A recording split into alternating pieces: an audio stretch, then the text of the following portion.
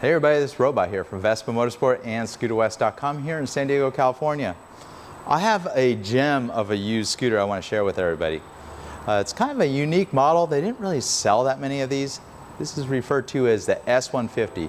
It's essentially the Vespa LX Vespa. You know, in the rest of the world, it's the LX 125, 125 in the United States and a lot of other, North America. It was a 150, but they made a special edition that was the sporty version, and it's pretty unique because it does have the distinctive rectangular headlight, and it's got a unique horn cover that goes much further down the leg shield. Well, the cool thing about this one is a very last year model, so they did some pretty cool little touches on it. And first of all, it's fuel injected, so that's a nice touch of reliability to the outgoing LX model that started all back in 2005 as a 2013 model year. They sold these in North America right up till 2014, and it was replaced by the Sprint in 2015 model year. So we have this available at Vespa Motorsport. You can call our sales team if you're interested in this model. It's probably gonna go fast. Somebody took really, really good care of it. It's always been in a garage. It's got 5,500 miles on it. Brand new Michelin City Grip tires, and I just kind of want to show you around and some of the unique features of this particular scooter. So starting from the lower front, you got the classic Vespa fork. It's essentially the same wheel as the Vespa LX, but it came with factory satin black wheels, which is pretty cool. And one of my favorite parts about the S150 is it has a very unique fender. It's actually chopped. It's a lot smaller than the traditional Vespa LX fender. These last years they put a black fender crest, and moving on up you got the distinctive S150 horn cover. It goes pretty far down. They actually added a little hole to put a screw.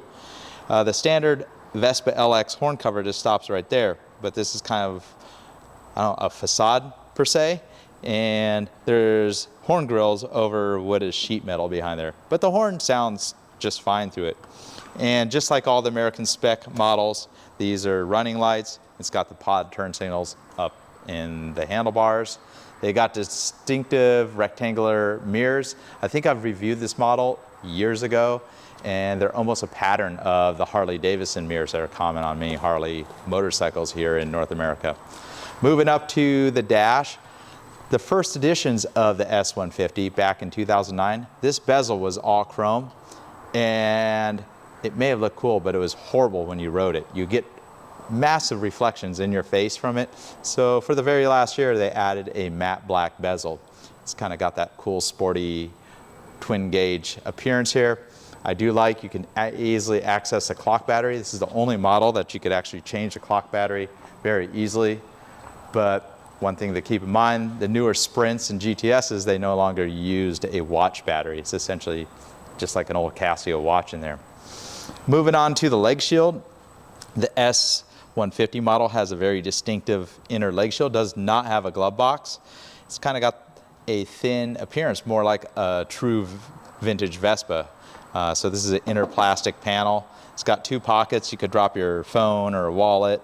Not quite big enough for a drink or anything. It's got the classic bag hook, and you can put your bag right there, just like the GTS. You can actually get the newer GTS bag hooks that are made of metal, and they will fit this scooter. The funny thing is it does retain some features. Like on many models, you push this in to open a glove box, but it does nothing on this model. The floorboard and everything from the rear is very, very close. There's a couple subtle differences I'll tell you all about. So you got a seat with a white piping on it, kind of carried over from the Vespa Super 300 that came out 3 years prior to this model. They did pretty much a similar kind of seat. There's also a single saddle version of the seat. It's got a fastback look. It doesn't have the pad, but it's a black seat with white piping, and it slopes back. It looks really good with this scooter. And moving down below, somebody added the passenger foot pegs. That's a nice touch. These are factory black crash bars on here.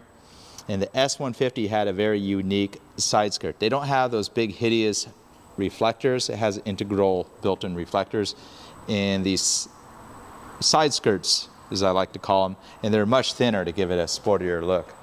And the last little difference on S150 versus the LX is you have a different styled taillight. We sell a lot of these taillights just because they fit the Vespa LX model and they kind of have a cool look to them. And I think they're a little bit less costly. And you may be wondering, how do you put a rack on the scooter? Well, you got to remove the Vespa S sticker. If I pull that up, there's 2 holes underneath this sticker, and you could put a grab handle or a rear rack on the scooter, but unfortunately you lose that pretty cool badge that's on the back. But engine-wise, pretty much unchanged, other than starting in 2011, all the 150 Vespas were fuel injected. I'll show you underneath the seat. It's pretty much identical to an LX, but maybe you haven't seen what the fuel injection system looks like. Somebody added a battery charge lead. You got the fuel cap. Very nice. The original owner's manual, a key that's never been used, and even the wrench. It's always a nice find. Scooter's all 100% up the service.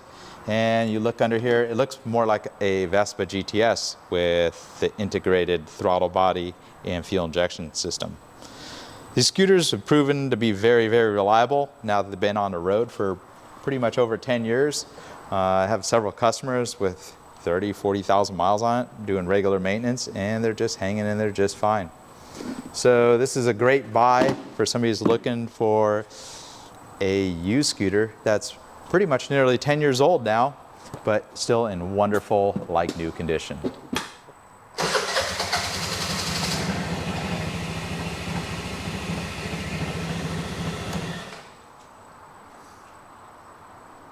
One last tidbit about the S150 or S125. If you know about Vespa keys, most of them, the larger Vespas, 150s and larger, have a blue key. This one has a black key. You may be wondering why. Well, there's no immobilizer system on this.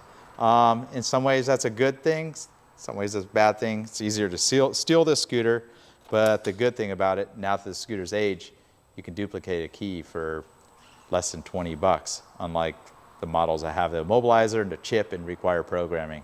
Well, thanks for watching. This is Robot here from Vespa Motorsport and ScooterWest.com. I don't think this scooter's gonna last very long, but I thought I'd share it with everybody if you're not familiar with the whole lineup of modern Vespas, pretty much 10 years prior. So see you on the next one.